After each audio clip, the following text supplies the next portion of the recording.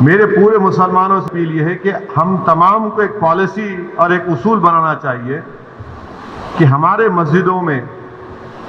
جو 65 سال کے اوپر ضعیف ہیں ان کو ہم روکے کم سے کم 1 جون کے پورے مہینے ختم ہونے تک، کیونکہ ان کے جسم میں امیونٹی کم ہو جاتی ہے،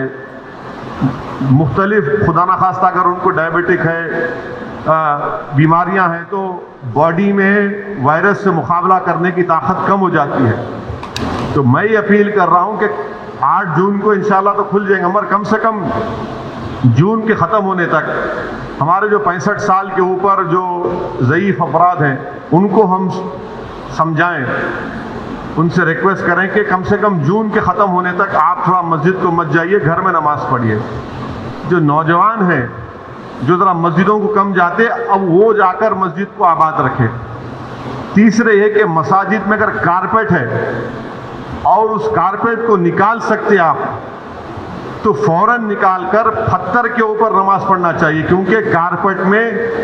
ایپیڈیمولوجسٹ اور جتنے ہیلتھ ایکسپرٹس ہیں، ڈاکٹرز وہ بولتے ہیں کہ کارپیٹ میں بہت سے جراثیم جم جاتے اور اس سے ہو سکتا ہے کہ خدا نخواستہ کسی کو وائرس لگ سکتا۔ تو چوتھی بات کام ہم کو یہ کرنا چاہیے کہ مساجد میں بیت الخلاء اور وضو کا انتظام نہ رکھیں، کیونکہ وہ وضو کرتے کلی کرتے اور پھر آپ آ کے نماز پڑھتے، تو لوگ گھر سے ہی اپنے وضو کر کر آئیں اور نماز جب پڑھیں گے تو نہیں معلوم مفتی اکرام کو فیصلہ کرنا ہے کہ اگر پوری دنیا میں جہاں جہاں مساجد کھولے گئے، چاہے وہ مسجد نبوی ہو، حرم شریف مکے میں ہو، یا ٹرکی ہو، یا دوسرے مقامات پر، ہمیشہ کی طرح جو کھندے سے کھندا ملا کر سب بنتی تھی ویسا نہیں بن رہی۔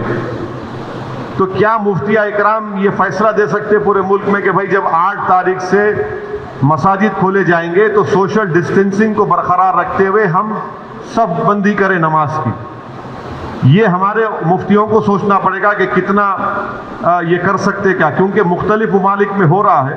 تو میں تو گزارش کروں گا ہمارے علماؤں سے کہ وہ بھی اس کا فیصلہ کر لیں، مگر